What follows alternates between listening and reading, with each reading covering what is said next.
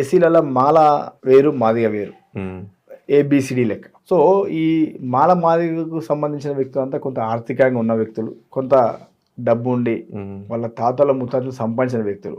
కాబట్టి ఆ మాలల కొంచెం వాళ్ళ దగ్గర ఆర్థికంగా అన్ని ఉదయాలు ఉంటాయి. సో మాది వాళ్ళ దగ్గర ఏముంటారంటే కొట్లాడి తనం తప్ప, కొట్టాడే గుణం తప్ప ఇక వేరే ఉండదు. సో వాళ్ళు ఆర్థికంగా కొంచెం వెనకబడి ఉంటారు. ఓన్లీ మెయిన్ ఎజెండా వచ్చేసరికి రిజర్వేషన్, అంతే కదండి. ఇది మెయిన్ రిజర్వేషన్ సమస్య. రిజర్వేషన్ సమస్య ఏంటంటే ఎస్సీ రిజర్వేషన్ అనేసరికి జాబులు గాని పదవులు గాని ఇంకా ఏమైనా కూడా ఫస్ట్ దాన్ని పొందాల్సిన వ్యక్తులు ఎవరు?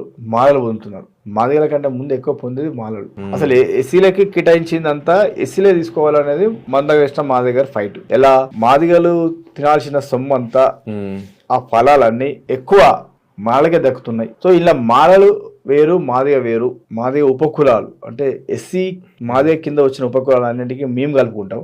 ఈ మాలల మటుకు వాళ్ళకు ఒక సపరేట్ దాంట్లో పెట్టాలనేది ఒక సిద్ధాంతం ఫైట్ చేస్తున్నారు.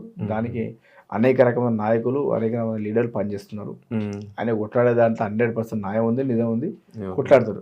ఇప్పుడు ఏం లేదు, ఏమంటున్నారంటే మోటుగా మన భాషలో చెప్పాలంటే ఇంట్లో 2 అన్నదమ్ములు ఉంటే అన్న చదువుకున్న వ్యక్తి ఉన్నాడు, కొంచెం తమ్ముడు ఏం చదువుకోలే, ఏం లేవు.